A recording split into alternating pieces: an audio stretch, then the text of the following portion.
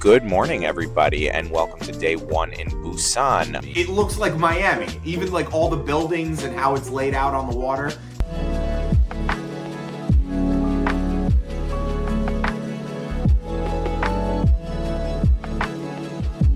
So I'm about to try salted live octopus. Dylan, how do you feel about heights? Oh yeah, a little afraid. Yeah. Time to try out Spa Land, which was the Jinjimbam that I was referring to. One big difference between Busan and Seoul is that there is a lot less English on the signage over here.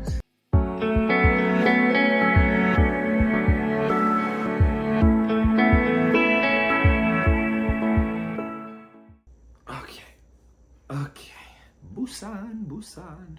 Hello, and welcome to another episode of Mantar. Thank you all so much for coming back. If it's your first time, welcome to the show. And today, my friends, we are back continuing the Korea series. Again, that's South Korea. I did not go to North Korea. And we are headed to my second destination on that trip, the second largest city in the Republic of Korea, called Busan. And Busan also happened to be the favorite destination that I visited in this country. So I'm super excited to share it with you. I actually liked it a little bit better than Seoul, and I will tell you all about why in this video. But first, your quick friendly reminder, if you are not subscribed to this channel and you like this content, do me a favor and go ahead and hit that little subscribe button. It is of no cost to you, but it is tremendously helpful to me. Also, leave a like, leave a comment, hit that little notification bell so you do not miss future Mantar videos. I know you don't want to miss future Mantar videos. I still have 3 more videos from the Korea trip coming up, and that is going to be the city of Gyeongju. It is going to be the Korean DMZ, very interesting. And it is going to be a review of Korea's rail system. So if you're not subscribed, what are you waiting for? If you hit that little button, all of those videos, plus all my future videos, will be specifically recommended to you and you will not miss them, particularly if you ring the bell. Also, for those of you who are new to this channel, I already have my video from Seoul. It is live on the channel. You can go ahead and check that out. I also have videos from Spain. I have videos from Hungary, Mystic, Connecticut, the Jersey Shore, all kinds of things. So do be sure to check those out after you finish watching about Busan, because I promise you, you are not going to want to miss this. So, without any further ado, here is my experience in Busan, in the Republic of Korea, in October 2024, on the latest episode of Mantar Global, starting right now.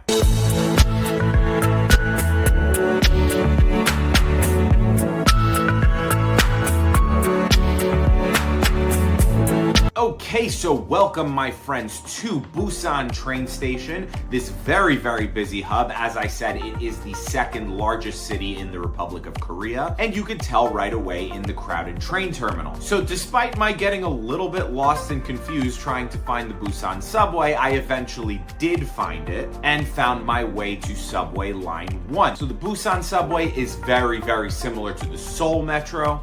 I guess they're both metros, I don't know. In New York, we call it a subway, but most other places call it a metro. I don't know, tell me in the comments, is it subway or metro? At any rate, the Busan underground train, whatever you call it, is very similar to the one in Seoul. In fact, if you were to blindfold me and drop me into one of the subway stations in either Seoul or Busan, I would not know what city I was in. And that goes for basically everything about this metro system, including all the signage, the platforms with the glass doors that provide a barrier between the platform and the tracks that stay closed when the train is not in the station, and the underground shopping malls, which if you watched my video on Seoul, I showed you how I was just absolutely stunned that basically every single station in the system had like a whole shopping mall outside of the fare gates, and that was very similar, as you can see in Busan. So especially for the viewers out there who watched my Seoul video, I'm not going to harp too much on the metro system because it was nearly identical.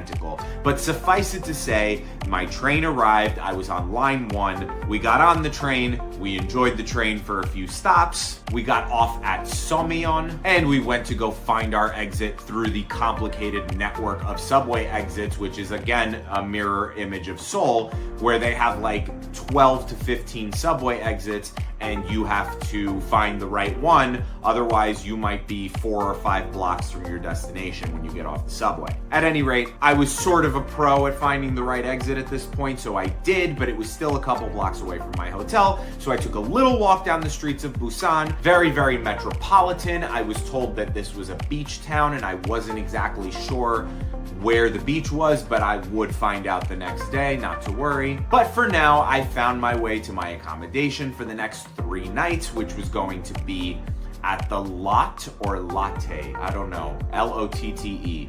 Not sure how that's pronounced actually, but I'm gonna call it Lotte for the sake of this video. The Lotte Hotel in Busan. Okay, so obviously this hotel is magnificent. Love it here. And I am tired from traveling all day, so I ordered the original fried boneless chicken and potato from the room service menu, and I will be having dinner in my room tonight and then going to bed because I'm exhausted and I don't have the bandwidth to find a restaurant or anything.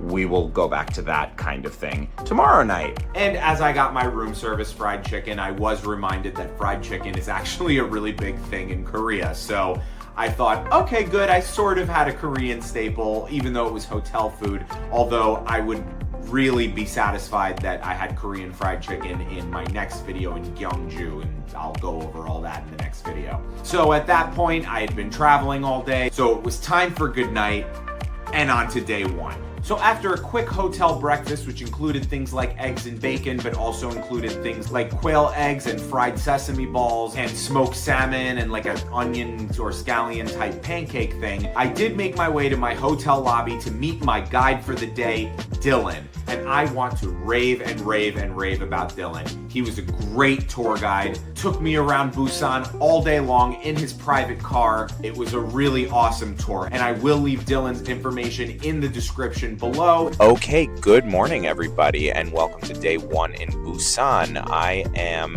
on my tour for the day, and our first location is Haedong Yonggungsa Temple, and in English that's East Sea Dragon Palace Temple, and it's supposedly the most beautiful temple in all of Korea, and it is a Buddhist temple. So instead of I guess Confucian palaces that were in Seoul, this is a Buddhist temple. So come with me, let's have fun. And so as we took off driving through the city of Busan, found ourselves going through a tunnel and out of the tunnel and over a bridge, and suddenly the whole beach town thing made sense to me. It looks like Miami, even like all the buildings and how it's laid out on the water.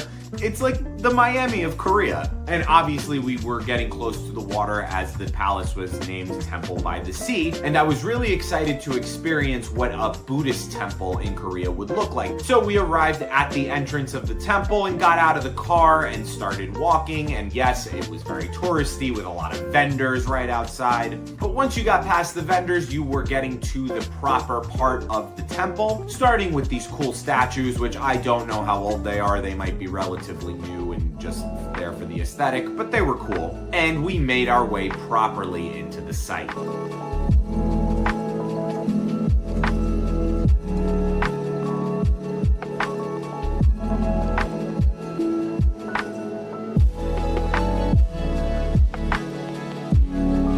And one of our first stops was the iconic viewpoint, which is, yes, in most tourist pictures of this site and even of Busan, which shows literally the temple right next to the sea. And this is on the east coast of Korea, by the way. So this body of water is the Sea of Japan. So it is directly across from Japan and filters out into the Pacific Ocean. Unfortunately, the big grand temple building had like a blue construction thing over it, so that kind of took away from the aesthetic when I was there. But if you Google Haedong Yonggungsa Temple or Temple by the Sea, Palace Dragon, something, I forget what it is in English, you will find photos of that without the construction on it. It's very beautiful. And no, you're not imagining things. This temple has a symbol, as do other Buddhist temples, that in other contexts might be upsetting to some people because they would symbolize an evil regime of the 1930s and 1940s. However, that particular regime took this Buddhist symbol, flipped it over, and turned it on its side. This was originally a symbol in Buddhism. It is supposedly meant to represent the footprints of the Buddha. So in this context, it is not a symbol of hate, but it is still something that makes you do kind of a double take when you see it. And you're like, wait, what? Oh, no, it's a Buddhist thing. It's a Buddhist thing. It has nothing to do with that other thing.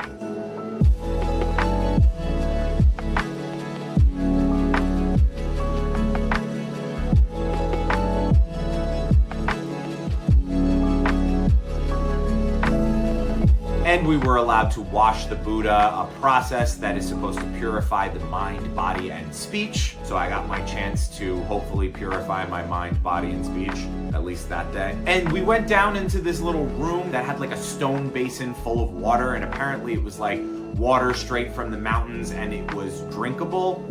I refrained from drinking the water because I couldn't. I don't trust that. But Dylan will give you a demonstration of drinking the water. Cheers, everybody. Yeah. Cheers. Yes. Nice water from the mountains. Yeah.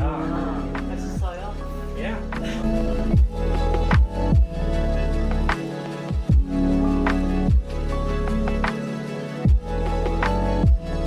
I have to say that even though this was a Buddhist temple as opposed to the Confucian palaces that I visited in Seoul, the architecture was quite similar. And if you had not given me the context between the two, I would have just thought that these were the Busan temples and those were the Seoul temples. Also, there were Buddhas at this one, so that's a difference, but you know what I mean. And the Temple by the Sea is actually a practicing Buddhist temple to this day. So in some of the areas, we were able to see, I don't know if they were monks or if they were just followers of Buddhism, but they were doing their rituals.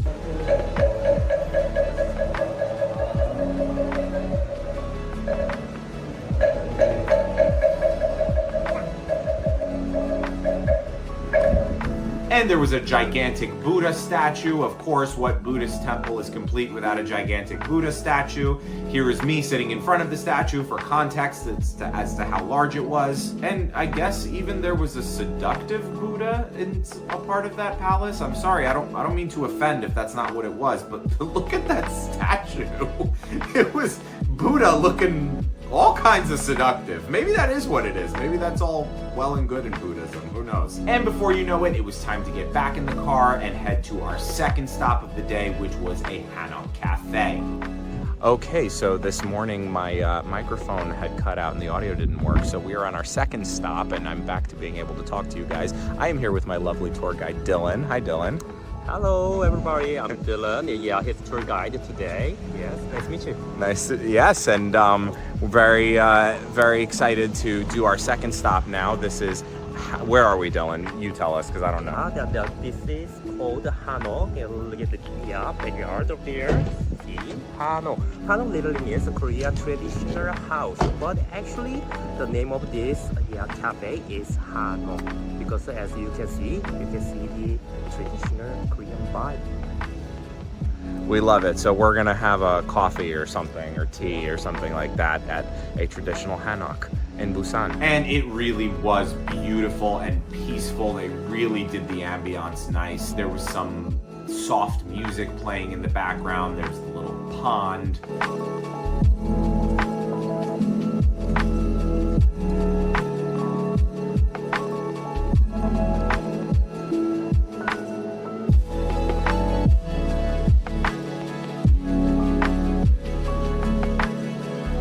And I got some kind of little iced tea. I don't even remember what I got, but Dylan also got some kind of iced tea, and I don't know what it was, but his looked fancier than mine. He knew how to order. I was just the poor American who was like, I don't know, that looks good. But the tea came with these cute little candies, and they were nice and sweet and lovely, so nice touch. And we started off sitting at a table in the restaurant, but then Dylan was saying we could sit outside on the floor like a real traditional experience. And I was like, oh my God, why aren't we doing that? So we did that, and it was lovely. You had to take your shoes off, and you sat on a little foam pad thing on the floor, and we got to kind of stretch our legs out and look out over the scenery, and it was just a lovely way to have tea mid-morning. Okay, this is so peaceful.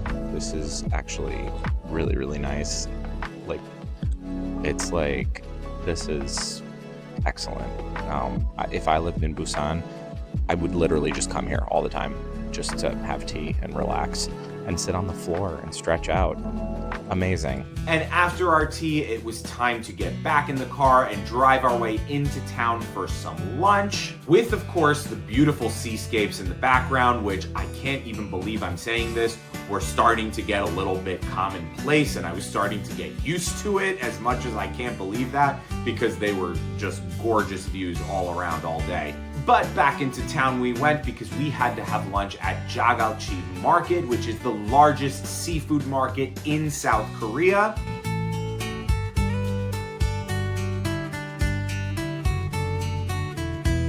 And welcome to Jagalchi Fish Market. This is the largest fish market in Korea. And of course, it has to be in a little beach town, right? Because that's where you get all the seafood. We got live fish swimming behind me. This is gonna be fun. We're gonna have lunch here. And yes, on the ground level, all kinds of live seafood that I imagine is going to be kept alive until it is sold, and maybe perhaps after it's sold, who knows. And they even let me hold a live octopus. Like this? Oh, it's slippery! It's so slippery! That's right, your mom. I didn't eat your mouth. Put it in my mouth? Oh, he's like, grab it onto me. Is he gonna bite me? Only more. Right piece. No, it's okay. The octopus. Don't bite me. Yeah, it was a little slimy and a little weird, but it did not bite me, so kudos to the octopus. Although right after, they were like, okay, you need to wash your hands now before you do anything. I was like, why? What was on the octopus that I need to wash my hands? So, that was a little strange, but all in all, fun experience. And then we did head upstairs where we would actually be able to have a full sit-down lunch.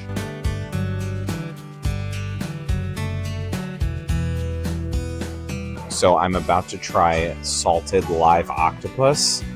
This is going to be interesting. Apparently it's not actually alive, but it is recently killed, and recently enough that it's still like squirming, for lack of a better word. This is apparently a staple of seafood here, so we are going to try it. Wish me luck. So yes, out came the live octopus, and as you can see, it was still squirming. So I tried it, and guess what? It was pretty good. It was definitely salted, and it tasted like there was some kind of sesame, something that was added to it. It tasted a little bit sesame-like, but it was very good. Dylan did tell me, in all seriousness, that I needed to at least chew it 3 or 4 times before swallowing it to make sure that the wriggling about was like fully ceased. And I also like absolutely failed at grabbing a piece of the octopus with my chopsticks, like so bad that I ended up having to use a spoon. So that was embarrassing in front of native Koreans. So that was fun. This is gonna be the part of the video where everybody's like, ew, Mantar, oh my God, what are you eating? But like, come on, man, I'm in a foreign country. Like, would I eat that here in the United States? Absolutely not. I would not trust anybody doing that. But, you know, it's supposed to be a reputable Korean market, and that is a staple of their food, so, you know, kiss it to God and hope for the best. And in addition to the octopus, I know a lot of you are probably like, get me away from the octopus. All right, we're going away from the octopus. But in addition to the octopus, we had ourselves some sashimi yellowtail. Very, very good. Although I have to say, like, I think Japanese sushi is probably better.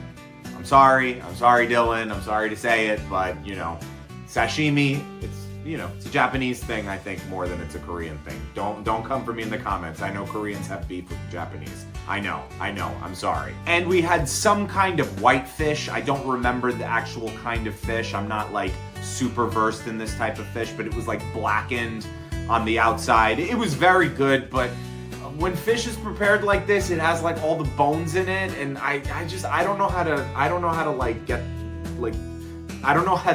deal with that. I don't know how to do that. So like, I had some, but like, I was like kind of doing it on my plate and like trying to debone it, and it wasn't totally working, and so I didn't eat too much of that. And they also brought out some kind of fish soup that was complimentary. This is typical in Korea.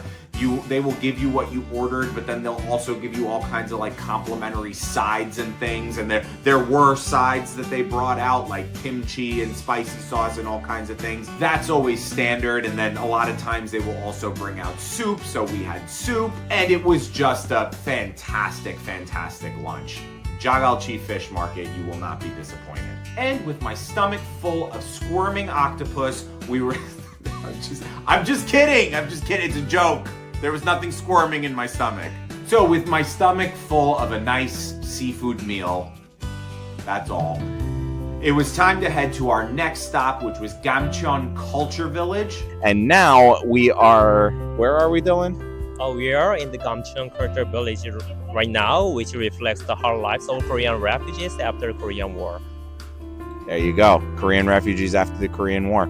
And look how absolutely gorgeous this place was. They really, really make this place beautiful. I have seen it referred to on the internet as the Santorini of South Korea, which is interesting. I've never been to Santorini, but I imagine that's what this is like. It's like coastal city, like beautiful painted houses built into a hill. It was just absolutely visually stunning. And up at the top of the hill are lots of little vendors, crafts, little souvenirs, things like that. It's a little sort of marketplace that you can walk around and shop to your heart's content.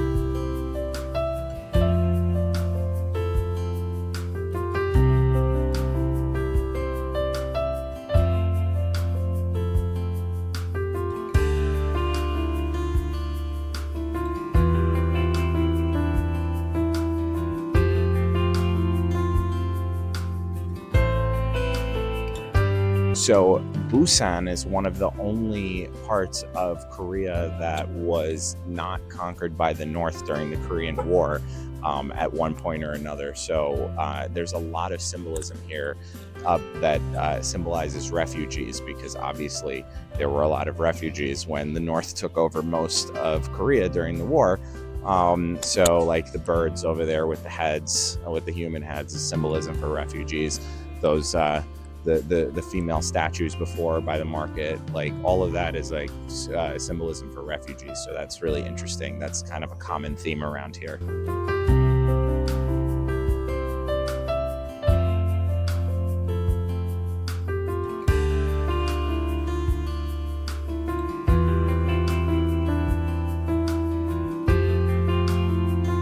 And Dylan was kind enough to treat me to a toasted marshmallow ice cream, which is ice cream. I believe you can get vanilla, chocolate, or strawberry. There's a few flavor options, but it's ice cream wrapped in a marshmallow. So like the marshmallow's on the outside and then they toast it for you. I didn't peg this as like a Korean dish, but I actually saw the marshmallow ice cream stands like everywhere when I was in that country. So it is something that the Koreans really enjoy, so of course we had to try it. And for somebody who literally never eats marshmallows because they're pure sugar and very unhealthy for you, but for someone who doesn't eat marshmallows ever, I found this to be a delicious cheat day. And there was a wall that I think said "I love you" in many different languages, so Dylan was showing me, and he was showing me how to say it in Korean in case I ever need to have that skill. 사랑해, 사랑해, 사랑해. 사랑해.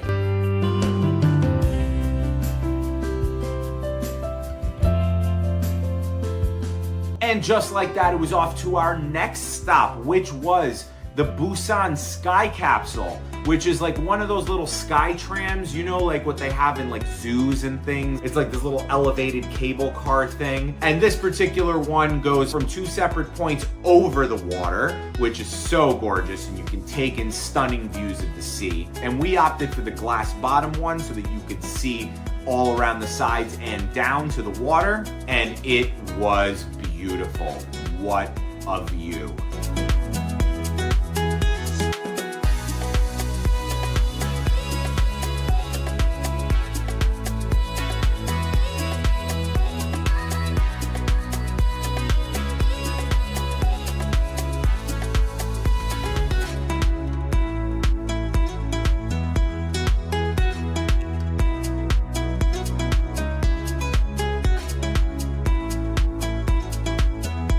Dylan, how do you feel about heights?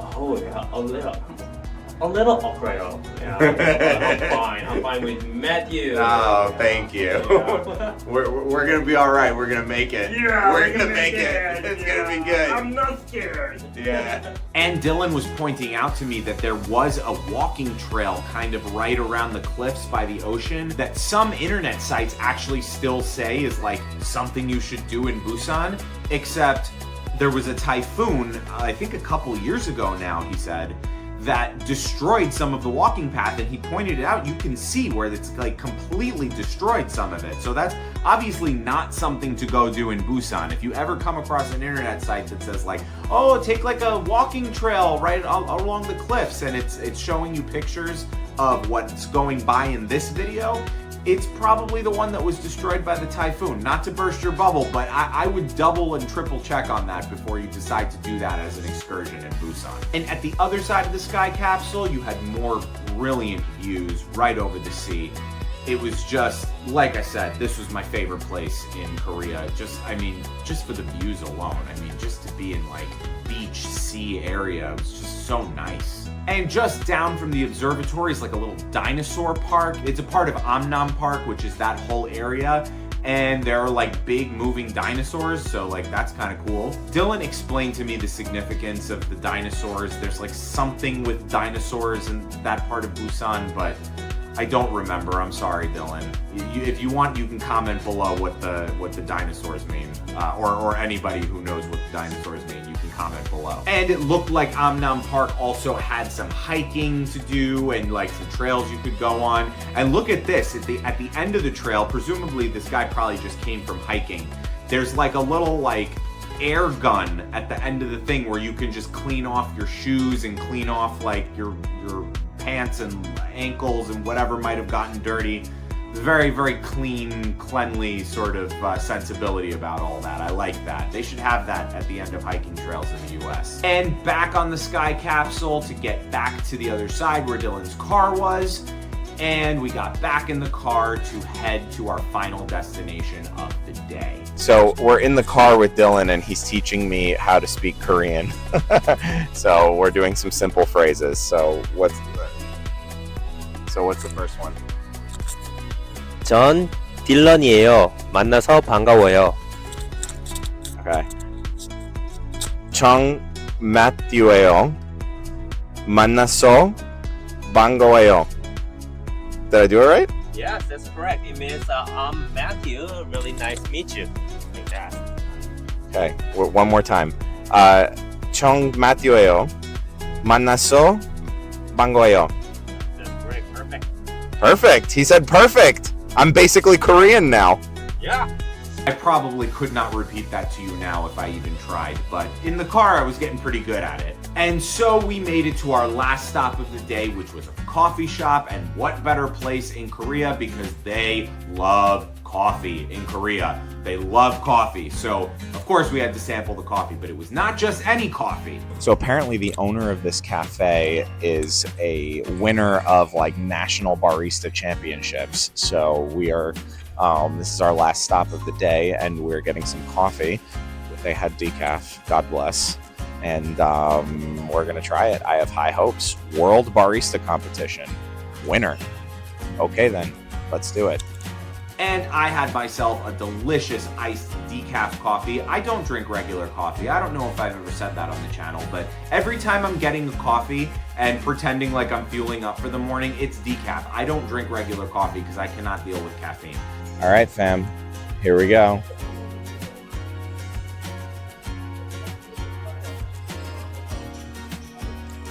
It's very good. Cheers. Coffee. Winner. Championship, whatever it is. It's good. And just like that, it was the end of the tour. Dylan and I had to part ways. Again, thank you, Dylan. I didn't actually get to say thank you and goodbye with him on camera because, I don't know, I forgot. But just to say again, because Dylan, you'll probably watch this, thank you so much, my friend. You did a really, really great job. And like I said, if you're in Busan and you want a tour guide, Dylan's your guy. Very, very highly recommend Dylan and his company to take you around if you want a tour guide in Busan. And as far as dinner was concerned, I cheated a little bit. I was very tired from that tour that day, and I was just like, I need to just eat dinner in the hotel. So I went to the Chinese food restaurant in the hotel, which is not Korean food, so sue me. But if you're in the Lotte Palace Hotel and you are tired after a long day of touring Busan with Dylan, you can get yourself dinner in their Chinese restaurant. It's perfectly fine. It's too expensive for Chinese food, but it is what it is if you're tired and you just don't feel like going out anymore. So it is what it is. With that, it was absolutely good night. And on to day 2. Okay, so it is raining today in Busan. I don't know if you can see, but yeah, you can see like on the window, like the little droplets. So I slept in a little bit. I had kind of a lazy, luxurious breakfast in the hotel because I've been kind of pondering what to do. I don't really want to be walking around outside much in the rain. That doesn't sound that fun. But what I think we're going to do is we're going to go to Shinsegae.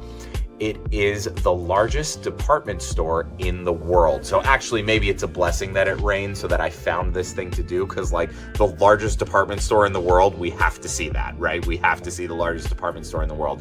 And in Shinsegae, there is a Jinjimbam. I'm probably mispronouncing the crap out of that, so excuse me to my Koreans.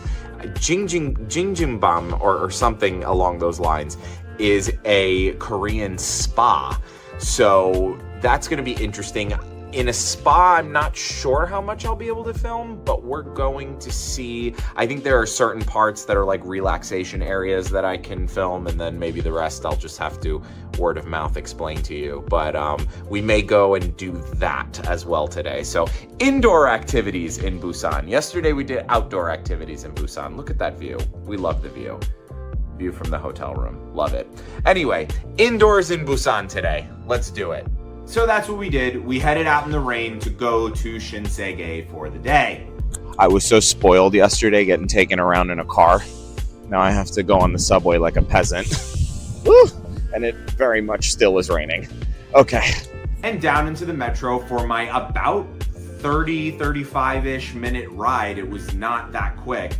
To Shinsegae to see what the largest department store in the world was all about. Okay, this is convenient. Don't even have to go out of the subway system. Love it. We have things like that in New York too, and it is a lifesaver on a rainy day, and I don't have an umbrella, so small blessings. Love it.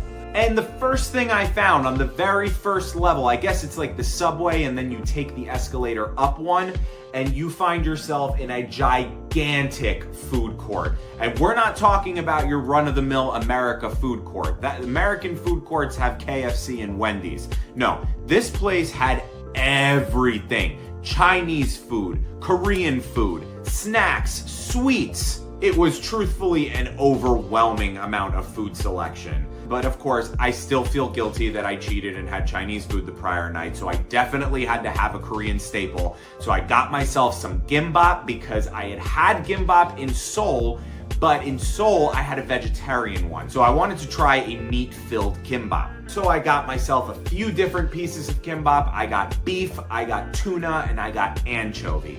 They were all very, very good. Now, because this looks a lot like sushi, I should explain. Obviously, the beef ones is cooked beef, but the tuna and the anchovy as well. We're not talking about a raw fish situation. We're talking about gimbap is not raw fish. It's just sushi looking, but it's with cooked meats and fish. And it was very good, just as the gimbap in Seoul was. And then I went to go start looking around the shopping, but first this red bean croquette caught my eye, and I still had a little bit of room because the gimbaps were like, they were small. So I did indulge myself in the red bean croquette. Very, very good. That's like a staple of like Asian food. I know that if it's like a red bean paste, I'm gonna love it because I always love the red bean paste things. I don't know what they do. I think they put sugar in it or something. If that's blasphemy, I'm sorry, Koreans, you can correct me, but it is usually sweet. But yeah, very, very good. And then off to the shopping part of the mall. No, I did not do any shopping. I did not need to buy clothes while I was there. But I did have a good look around, and they had plenty of stores that I did recognize, like Gucci and Louis Vuitton, Tiffany, Armani. None of these are sponsors, by the way, although if you want to be, hit a girl up. But then they had a ton of brands I didn't recognize, and I thought maybe they're Korean brands, although I am not the most fashion savvy person. You see me here in my plain green t-shirt, I'm not like Mr. Fashion. So as you see these brands going by that I'm telling you, I don't know these brands. Maybe they're Korean brands. Maybe I'm just an idiot. Maybe I just don't know anything about fashion. That could very well be. So grain of salt, but all these other brands, didn't necessarily know what they were. Clothes were cool, I guess, but I wasn't necessarily there to shop, like I said. And you could really see in the staircases, if you looked up, how expansive this building was. So yes, absolutely the largest department store in the world. I believe it. I have been to Macy's in New York, which I believe is probably the second largest after Shinsegae. And this was notably larger than Macy's in New York. I could definitely tell. And when I had had my fill of 9 floors worth of window shopping, it was now time to try out Spa Land, which was the Jinjimbam that I was referring to earlier this morning. Now, the first part of my time in Spa Land was absolutely no filming, and I know why. This was a traditional Korean spa, which means that they had gender segregated baths, which means no bathing suit, which means everybody gets all natural and takes a shower first, because, everybody needs to be clean, but takes a shower first and goes ahead and goes into the hot tubs. And the hot tubs were brilliant. They were lovely. They were varying degrees of temperature. There was some really, really, really hot ones. I don't know how anybody sat in those, to some medium heat, normal hot tubs that I'm used to some cooler ones where you could cool off. But either way, I sampled as many of the hot tubs as I could, and then there were saunas and steam rooms and all kinds of things. But yes, the culture there is you don't bring a bathing suit to this. Everybody is just open to the world, and that's why you are getting me explaining it to you sitting here rather than footage, because that's not nice to take footage of people like that. So there you go. But if you are comfortable with that, especially because they are gender segregated, it's really great. I loved it. Geez, I had that whole tour on my feet. Even if we were in the car sometimes, I was on my feet all day, and I'm just relaxing in the hot tubs. I took a good long time in those hot tubs. And then the other part of Spa Land is the mixed gender areas, which are relaxation rooms. And then there are more saunas, but they're the co-ed saunas. They give you a little spa uniform to wear when you're in the co-ed section. So it's a little t-shirt and shorts that they give you to wear. So in those particular saunas, you'll just go in your spa uniform. They also had ice rooms where it's really, really cold in the room. And I don't know, that's supposed to be good for you for some reason. I can't stand anything like that. So that was a no for me, but they have that.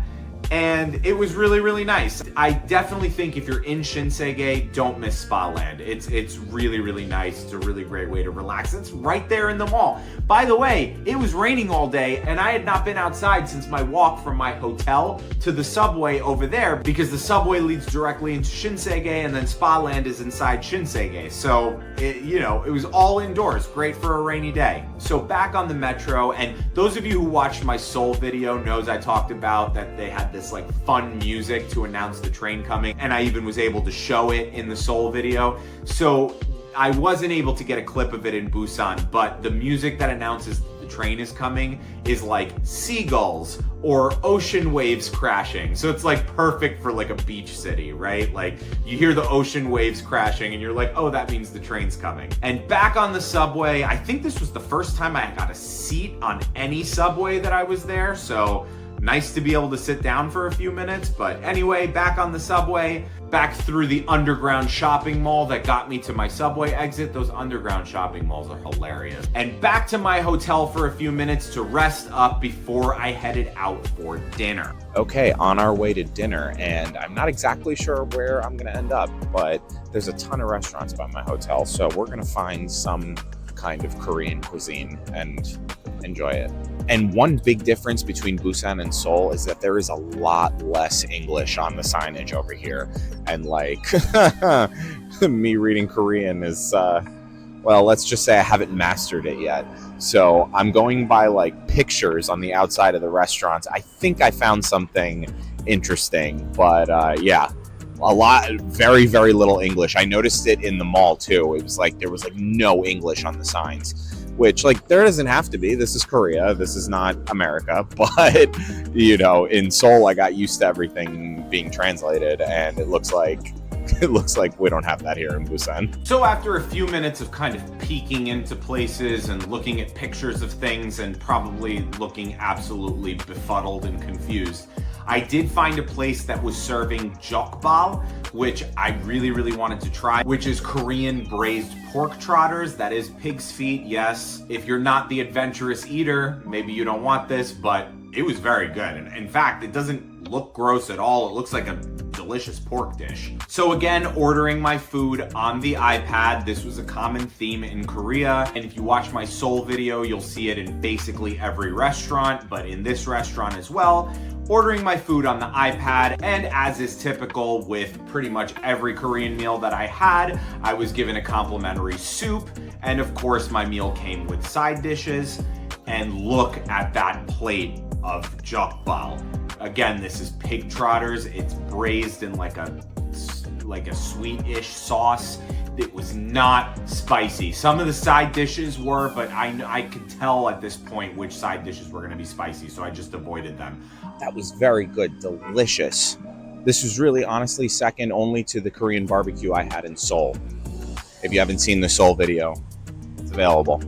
But delicious, really good. They were very nice at that restaurant, very good, and they served me as a single person, which is sometimes hard in this country. So, good job, nice job. I had one of my best meals in Korea at this place. I wish I knew the name, but it is literally around the corner from the Lotte Hotel Palace. So if you're there, if you're staying there, maybe you can ask somebody at the Lotte Hotel, like where the place that serves the Jokbal is, and maybe they can find it for you. I really, really highly recommend this place. It was so, so, so good.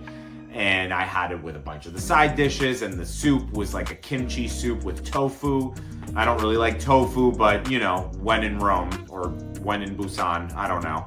But yes, this was absolutely one of the best meals I had. A little bit filling. It was quite a bit of meat for one person, but I made do, and it was so good that I ate almost all of it. Jokbal, very, very highly recommend. Not spicy. We love not spicy. So with having a very good dinner, I was very satisfied, and it was time for good night. And on to day 3-ish. It's kind of day 2.5 because I was leaving Busan that day. But on to day 2.5. Okay, so I just checked out of my room in Busan, and one more quick thing before we go, maybe a couple more quick things. I have about 4 hours until my train to Gyeongju leaves. So the first thing we're gonna do is there is a casino in this hotel. So that's a big attraction for foreign tourists because Koreans are not allowed to gamble in casinos, but they encourage foreigners to do it. So that is something that we are going to check out.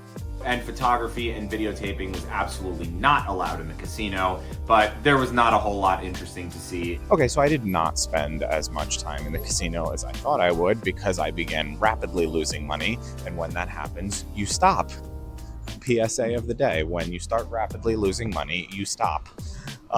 So yeah, I lost about $40, very anticlimactic. I also was not allowed to take pictures or video in there, so also wasn't going to be great for the channel. So now I have about 3 hours until my train. So I was walking in the neighborhood and I saw a sign that said Someyon Market, and we are in the Someyon area. So I'm going to check that out, see what that's all about.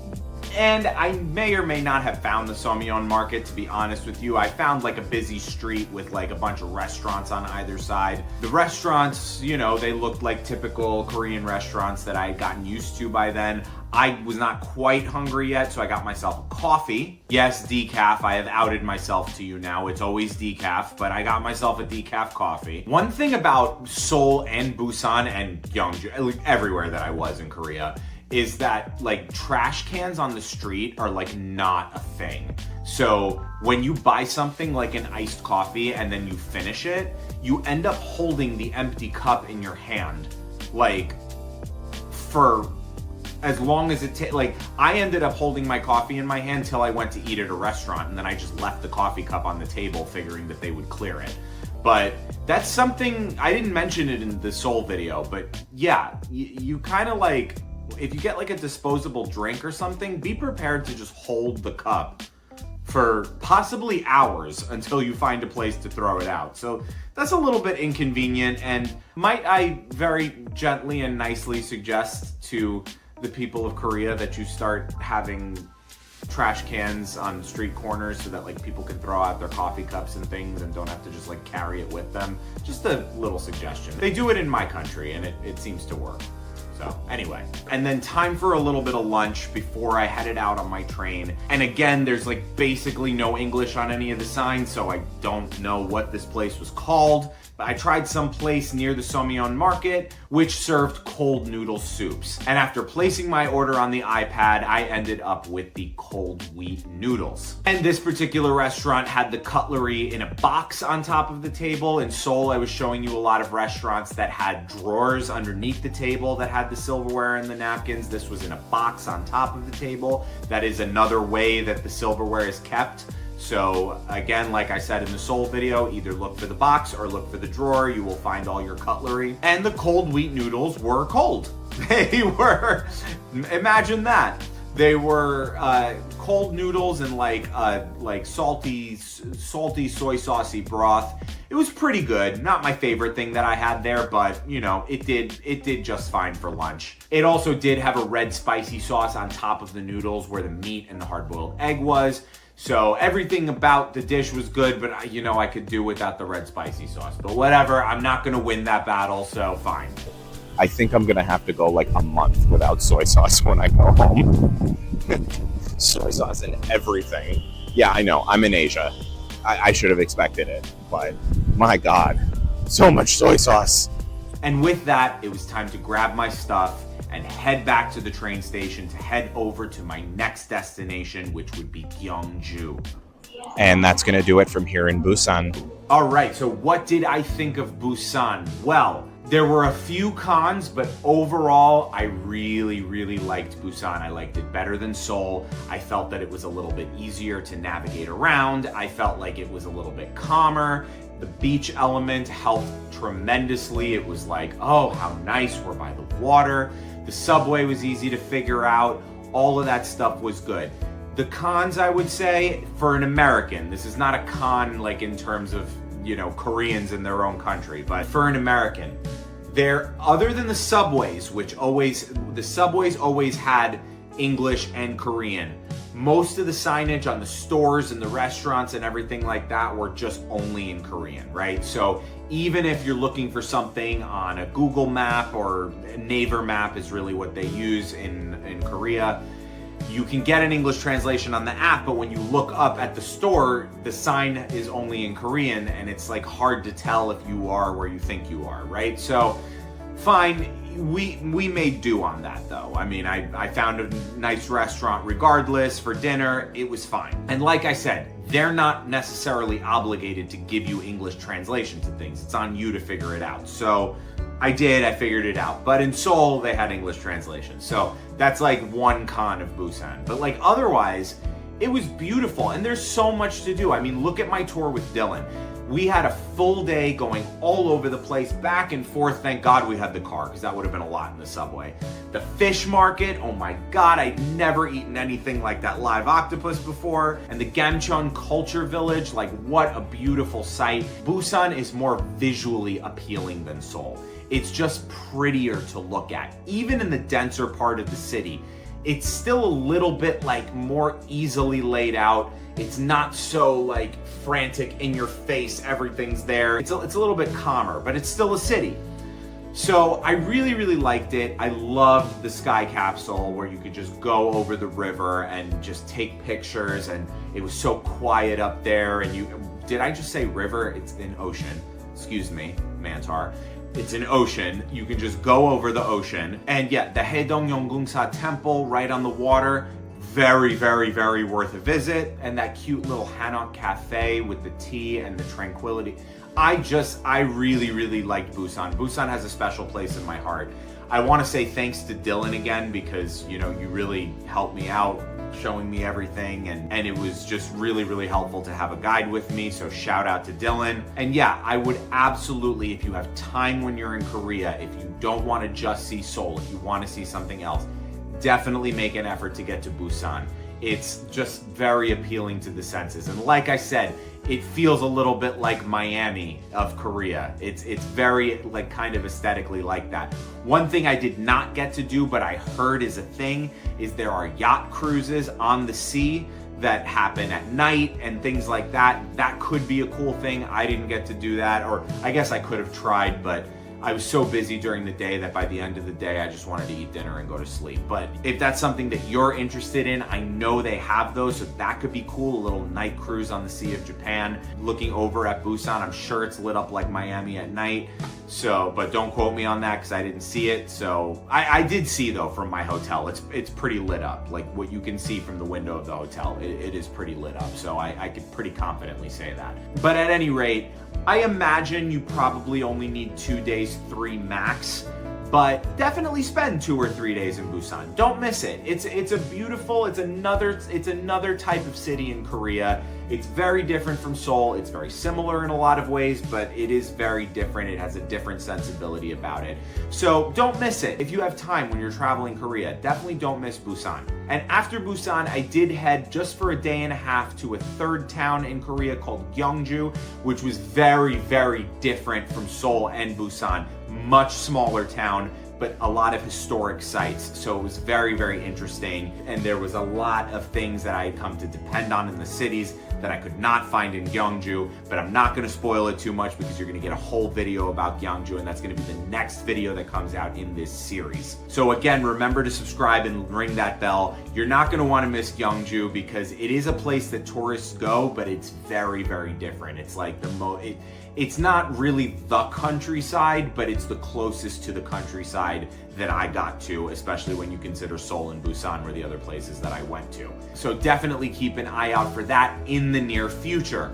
Also, if you're new to this channel, I have a whole series on Spain that I did this summer. It was really great. From Madrid to the south of Spain to Barcelona. You can check out any of the videos. In my Seoul video, I plugged the south of Spain. So in this one, why don't I plug Barcelona? Barcelona was a really, really cool city. Loved it, went to the beach. It was beautiful. So check that one out, but check any of them out. Madrid, the south of Spain was absolutely stunningly gorgeous. It was a really, really fun video series. You don't want to miss that. And definitely stay tuned for Gyeongju in the near future. But until then, and until we meet again, everyone out there in YouTube land, have a wonderful afternoon, evening, night, morning, whatever time of day you're watching this. I love you all very, very much. And I will see you in Gyeongju in the next one. Bye-bye.